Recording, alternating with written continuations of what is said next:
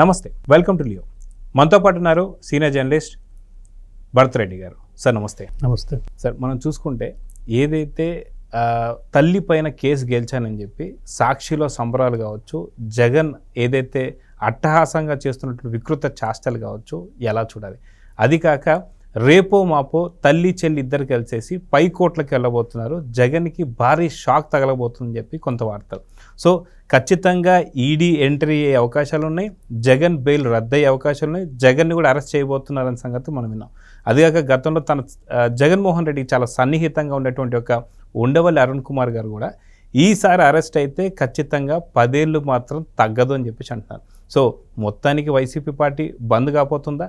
తల్లి చెల్లి అనుకున్నది సాధించబోతున్నారా అంటే ఏమంటారు? జగన్మోహన్ రెడ్డికి సంబంధించి మనం ఒకసారి పరిశీలించినట్టయితే, ఆ వ్యక్తిత్వాన్ని మనం ఒకసారి అబ్జర్వ్ చేసినట్టయితే, రాజశేఖర రెడ్డి ముఖ్యమంత్రిగా ఉన్న సమయంలోనే జగన్మోహన్ రెడ్డిని దూరం పెట్టడానికి ప్రయత్నించాడు. జగన్మోహన్ రెడ్డి అసలు మన ఉమ్మడి రాష్ట్రంలో ఆంధ్రప్రదేశ్ రాజకీయాల్లో ఉండొద్దని చెప్పి తను బెంగళూరుకే పరిమితం చేయాలని చెప్పి చాలా, అంటే తన సన్నిహితుల దగ్గర చాలా మంది దగ్గర చెప్పినట్టు అప్పట్లో వార్తలు రావడం జరిగింది. ఆయన కేవీపీ రామచంద్ర గారు కూడా చెప్పారు, మీరు అన్నట్టు ఉండవల్లి అరుణ్ కుమార్ కూడా ఇదే మాట చెప్పారు. ఖచ్చితంగా అతన్ని ఇక్కడికి పాలిటిక్స్లోకి ఎంటర్ కానివ్వద్దు, అసలు ఈ ఆంధ్రప్రదేశ్కి అసలు సంబంధం లేకుండా ఉంచాలి, అతన్ని బెంగళూరుకే పరిమితం చేయాలని చెప్పి అక్కడ ప్యాలెస్ గీలెస్ బిజినెస్ అన్నీ అక్కడ చేయడం. కానీ బలవంతంగా ఒకనొక దశలో వాళ్ళ బాబాయిని చిన్నాయనను ఎంపీగా ఉన్న వివేకానంద రెడ్డిని బలవంతంగా రాజీనామా చేయించడం జరిగింది జగన్మోహన్ రెడ్డి. చేయించిన సందర్భంగా అతను టికెట్ కావాలని అడిగితే హైకమాండ్ ఒప్పుకోలేదు. ఎట్టి పరిస్థితుల్లో జగన్మోహన్ రెడ్డికి ఇవ్వనని చెప్తే మళ్ళీ వివేకానంద రెడ్డికి టికెట్ ఇవ్వడం జరిగింది. మళ్ళీ తను రిజిగ్నేషన్ యాక్సెప్ట్ చేయలేదు. దాంతో జగన్మోహన్ రెడ్డికి అక్కడ అక్కడితోటి ఎండ్ అయిపోయినప్పటికీ మళ్ళీ ఇక ఆ ఒత్తిడి తట్టుకోలేక జగన్మోహన్ రెడ్డికి చివరికి ఎంపీ టికెట్ ఇవ్వాల్సిన పరిస్థితి వచ్చింది. అక్కడి నుంచి గమనించినట్టయితే, అక్కడి నుంచి ఎంపీ అయిన తర్వాత కూడా తను ఆంధ్రప్రదేశ్ రాజకీయాల కంటే కూడా బెంగళూరులోనే, తన సీఎంలో ఉన్న కాలంలో బెంగళూరులో ఉంచడానికి ప్రయత్నం చేయడం. ఎప్పుడైతే రాజశేఖర రెడ్డి మరణించాడో అప్పటి నుంచి ఇక తను, నాకు ఆ ముఖ్యమంత్రి సీటు నాదే, అంటే వారసత్వంగా వచ్చే సీటు నాదే, మా నాన్న సీటు ఆస్తి ఏ విధంగా వస్తుందో ఇది సీటు రావాలని చెప్పి శవం అక్కడ ఉండగానే, అంటే మనం ఇక సెంటిమెంట్ని ఒకసారి గమనించినట్టయితే, ఎవరైనా తల్లిదండ్రులు ఎవరైనా చనిపోయినట్టయితే వాళ్ళు అంటే బాధలో ఉంటారు, ఎలాంటి ఆస్తులు అంతస్తులకు సంబంధించి ఎలాంటి పట్టించుకోరు. కానీ తను సంతకాల సేకరణ చేశారనేది ఒకటి కూడా అప్పుడు తీసుకున్నారు. ఈ తదనంతరం నేనే ముఖ్యమంత్రిని అని చెప్పి సంతకాలు సేకరించి దాన్ని హైకమాండ్ పంపించాడు. అది అసలు శవం అక్కడే ఉంది, అంతిమ సంస్కారం జరగలేదు. అక్కడి నుంచే అక్కడ హైకమాండ్కి ఒక నెగిటివ్ ఒపీనియన్ ఏర్పడ్డది.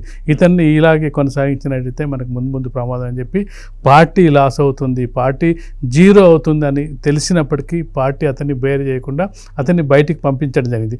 అక్కడి నుంచి ఇక మనం చూసుకున్నట్టయితే అతను అన్నీ వదులుకొని ఏం చేశాడంటే, ఖచ్చితంగా అతనికి అతన్ని మానసిక స్థితిని చూసుకున్నట్టయితే, నాకు ఏదైనా సరే సీఎం పోస్ట్ కావాలి, ఏమంటారంటే ఒకటి సాధించడానికి చంపైనా చచ్చైనా రావాలని ఒక కాన్సెప్ట్ ఉంటాయి కదా, దాంతో అతను రాజకీయ ప్రస్థానాన్ని స్థాపించడం జరిగింది.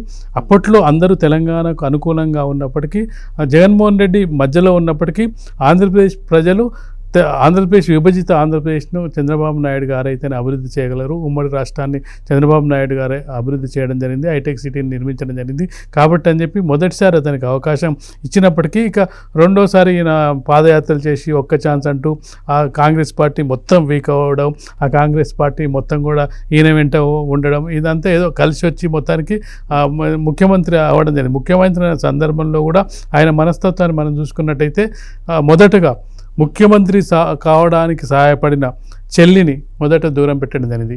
చెల్లి ఎక్కడ పోటీకి వస్తుందని చెప్పి చెల్లిని దూరం పెట్టడం జరిగింది. గౌరవ అధ్యక్షురాలు ఉన్న తల్లిని ఎవరు కూడా, అంటే కుటుంబాన్ని, ఎంత పెద్ద రాజకీయ నాయకులైనా మామూలు వ్యక్తులైనా కుటుంబాన్ని ముందు కుటుంబంతో సఖ్యతగా ఉండే ప్రయత్నం చేస్తుంటారు, కుటుంబాన్ని దూరం పెట్టడం జరిగింది. ఒకవైపు వివేకానంద రెడ్డి హత్య జరిగింది, తన చిన్నాన్నది. ఆ హత్యకు సంబంధించి ఇప్పటి వరకు అది తేలలేదు. అవినాష్ రెడ్డి తనకు చాలా సన్నిహితుడు, సోదరుడు వరుసైన అవినాష్ రెడ్డి చేయించాడనే ఆరోపణలు వస్తున్న నేపథ్యంలో ఇప్పటికి కూడా కూడా దానికి సంబంధించి ఇప్పటి వరకు తను ముఖ్యమంత్రిగా ఉన్న సమయంలో కూడా దాన్ని బయటికి తీయలేకపోయాడు. అంటే కుటుంబాన్ని ఏ విధంగా దూరం పెట్టాడు. ఒక వ్యక్తి కుటుంబానికి దగ్గరగా ఉంటారు, అంటే ఎన్ని ఇబ్బందులు ఎన్ని అవస్థలున్న కుటుంబంతో దూరం అవ్వడానికి ఎవరు ప్రయత్నించారు. అలాంటి వ్యక్తి ముందు చెల్లిని దూరం పెట్టడం జరిగింది, చెల్లిన తర్వాత తల్లిని దూరం పెట్టడం జరిగింది, ఆలోపు చిన్న ఆయన హత్య చేయడం జరిగింది. అంటే ఇవన్నీ ఒక మనస్తత్వాన్ని, జగన్మోహన్ రెడ్డి మనస్తత్వాన్ని తెలియజేస్తున్నట్టుగా మనం చూడవచ్చు.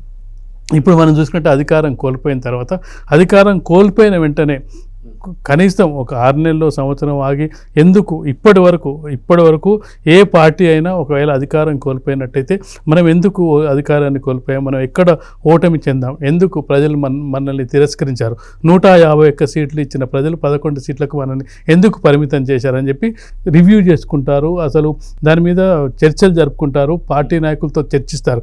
ఇప్పటి వరకు సంవత్సరం పూర్తయింది, ఇప్పటి వరకు అసలు ఎందుకు ఓడిపోయామనే చర్చ ఇప్పటివరకు వైసీపీలో చర్చ జరగలేదు. పైగా ప్రభుత్వం ఏర్పడిన 6 నెలల కాలం నుంచి 6 నెలల నుంచి ఇక ప్రభుత్వం పనిచేయట్లేదు, ప్రభుత్వం మీద విమర్శలు, ప్రభుత్వం మీద ఏమంటారంటే మొత్తం ఎదురుదాడి చేయడం, అసలు హామీలు అమలు చేయట్లేదు అని చెప్పడం, ఇవన్నీ చేసుకుంటాం. 1 సంవత్సరం 2 సంవత్సరాలు ఏ ప్రభుత్వానికైనా 1 సంవత్సర కాలం పాటు వాళ్ళకు ఒక అవకాశం ఉంటుంది. వాళ్ళు ఇచ్చిన హామీలను ఏ విధంగా నెరవేర్చాలి, గత ప్రభుత్వం ఏం చేసింది, ఆ ప్రభుత్వానికి భిన్నంగా ఏం చేయాలి, లబ్ధిదారులకు ఏ విధంగా చేరవేయాలి, గతంలో ఏమన్నా అవకతవకలు ఉంటే వాటిని ఏ విధంగా సరిదిద్దాలి అనేది కొంతవరకు వాళ్ళు ఎక్సైజ్ చేయాల్సి ఉంటుంది.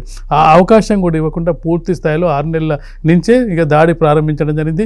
ఈవెన్ నాకు ప్రతిపక్ష నాయకుని హోదా ఇవ్వకుండా నేను అసెంబ్లీకి పోనన్న ఏకైక నాయకుడు జగన్మోహన్ రెడ్డి అని చెప్పచ్చు. అంటే ఈ మనస్తత్వాన్ని తెలుస్తుంది. నేనే అనే మనస్తత్వం, నేనే నియంత అనే మనస్తత్వాన్ని మన నియంత్రణని చూసినామో లేదా కానీ అది కనిపిస్తుంది అన్నట్టు. నేను తర్వాతనే కుటుంబం అయినా, తర్వాత చెల్లైనా తల్లైనా దూరం. ఎందుకంటే మీరు ప్రస్తావించినట్టుగా ఇప్పుడు ఏదైతే కేసు గెలిచినట్టుగా సంబరాలు చేసుకుంటారో, ఆ కేసు గెలిచినట్టుగా వాళ్ళు సంబరాలు చేసుకుంటారు. జస్ట్ అది రిలీఫ్ కూడా కాదు, నిజం చెప్పాలంటే ట్రాన్స్ఫర్ చేయొద్దని చెప్పడం జరిగింది తప్పిస్తే తనకిమ్మని కూడా చెప్పలేదు. కాబట్టి ఇవన్నీ మనం పరిశీలించినట్టయితే జగన్మోహన్ రెడ్డి మనస్తత్వాన్ని అంచనా వేయచ్చు. గతంలో ఉమ్మడి రాష్ట్రం ఉన్నప్పుడు ఎన్టీ రామారావు అప్పుడు 212 సీట్లు గెలిచినప్పుడు కాంగ్రెస్ పార్టీ కేవలం 23 సీట్లు గెలవడం జరిగింది. ప్రతిపక్ష హోదా కావాలంటే కనీసం 30 సీట్లు రావాల్సి ఉండే. పి జనార్దన్ రెడ్డి ప్రతిపక్ష నాయకుడిగా ఉన్న సందర్భంగా ఆయన ప్రతిపక్ష నాయకుని హోదా ఇవ్వకున్నకునే ఆయన గౌరవించారు. ఆయన కూడా అసెంబ్లీకి వెళ్ళడం జరిగింది. ప్రతిపక్ష హోదా లేకపోయినప్పటికీ ఆయనకు అవకాశం లభించడం జరిగింది. కానీ ఇప్పుడు నాకు ప్రతిపక్ష హోదా ఇస్తేనే నేను అసెంబ్లీకి వస్తాను, నేను అసెంబ్లీకి రాను అని భీష్మించుకున్న ఏకైక నాయకుడు ఈయన. నువ్వు అసెంబ్లీకి వెళ్ళి ప్రజా సమస్యలు ఉంటే అక్కడ పరిష్కారం కోసం ప్రభుత్వంపై ఒత్తిడి తేవాల్సింది పోయి ఎక్కడికి వెళ్ళినా ఒక రచ్చ చేయడం. మన ఇటీవల కార్యక్రమాన్ని మనం చూసుకున్నట్టయితే ఏ కార్యక్రమాన్ని చూసినా సజావుగా వెళ్ళిన కార్యక్రమాలు లేవు. దాంతోపాటు తను వెళ్తున్న పర్యటనలు ఏ విధంగా ఉన్నాయి, ఒక లిక్కర్ బ్యాచ్ని కలవడానికో, ఒక బెట్టింగ్ బ్యాచ్ని కలవడానికో, లేదంటే జైల్లో ఉన్న వాళ్ళని కలవడానికో, మహిళలను దూషించిన వాళ్ళని కలవడానికి వెళ్తున్నా తప్పిస్తే ఈ ప్రజా సమస్యల మీద వెళ్తున్నాను, ఈ ప్రజలకు అండగా నిలబడుతున్నానని చెప్పే ప్రయత్నం ఎక్కడా చేయట్లేదు. ఇప్పుడు జగన్మోహన్ రెడ్డి ముందున్న తక్షణ కర్తవ్యం ఏంటంటే ఆంధ్రప్రదేశ్లో శాంతి భద్రతలు క్షీణించాలి. ఇటీవలి కాలంలో పెద్ద ఎత్తున ప్రభుత్వం పెట్టుబడులు ఆకర్షించడానికి విపరీతంగా ప్రయత్నం చేస్తుంది. గతంలో అయితే జగన్మోహన్ రెడ్డి హయాంలో వెళ్ళిపోయిన పరిశ్రమలు తేవడానికి కొంతవరకు సక్సెస్ అయింది, మరిన్ని పరిశ్రమలు తేవడానికి కృషి చేస్తున్నారు. ఇది అయితే పూర్తి స్థాయిలో అయిపోయినట్టయితే ఇంకా నాకు ముందు పార్టీ భవిష్యత్తు ఉండదు.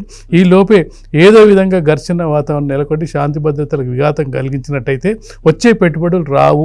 పెట్టుబడులను అడ్డుకోవాలనే ఏకైక లక్ష్యంతో ఇప్పుడు పర్యటనలు సాగుతున్నట్టుగా మనకు కనిపిస్తుంది. అది కూడా మనం చూసుకుంటే తల్లిపైన కేసు గెలిచారని చెప్పి సంబరాలు చేసుకున్నటువంటి వైఎస్ జగన్మోహన్ రెడ్డి గారు అతి తొందరలో తల్లి చెల్లి గతంలో మనం చూసాం. ఏదైతే 2019 ఎన్నికలకి ఏదైతే వైఎస్ వివేకానంద రెడ్డి గారి హత్య నిజంగా జగన్మోహన్ రెడ్డి గారు సీఎం చేశారన్న సంగతి అందరికీ తెలిసిందే.